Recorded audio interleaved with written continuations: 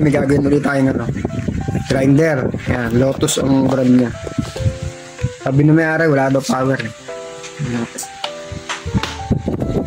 Tayo sa tester muna. Para kung may tester kayo, malalaman nyo agad. Ito, pag-bitin natin, okay, diba? Kailangan pag-isunit siya, palo yan. Wala, diba?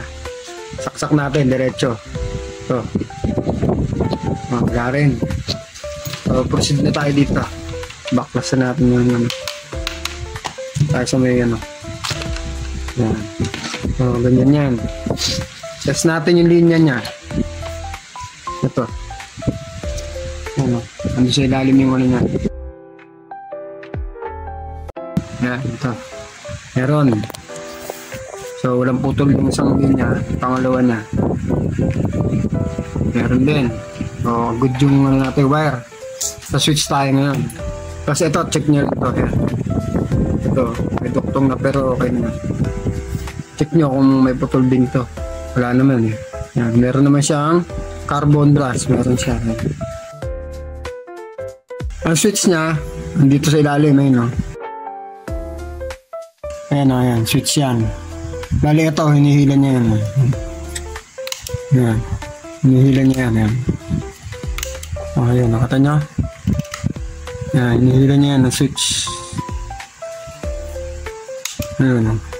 Ngayon, may napansin lang ako. Ito yung technique na ano, medyo madali lang, no? Ito, tignan nyo to, ha?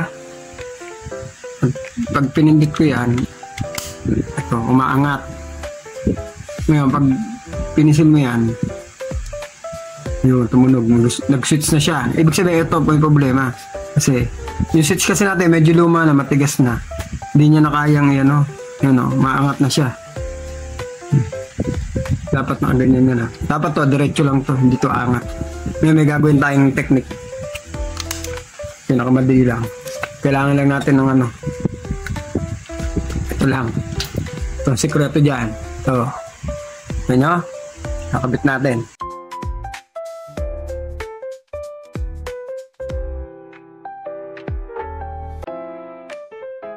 Kasi kailangan to hindi angat eh.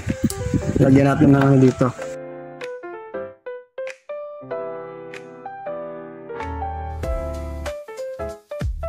Ayan, ilagay na natin no. Ano na siya, flat na siya. Ngayon, testing natin ng ano, tester ulit bago natin saksak. Ayan, i-switch natin ha. Ito nyo, umalo na. Tsaka yan o, makalo siya. Level pa rin siya kasi pag wala to, aangat yan eh. Kaya hindi siya nag-switch. Yun na lang paraan yan.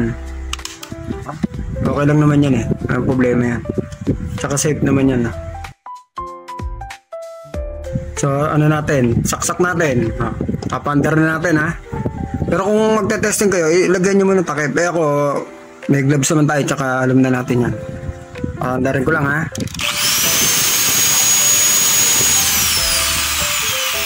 So, okay na po to.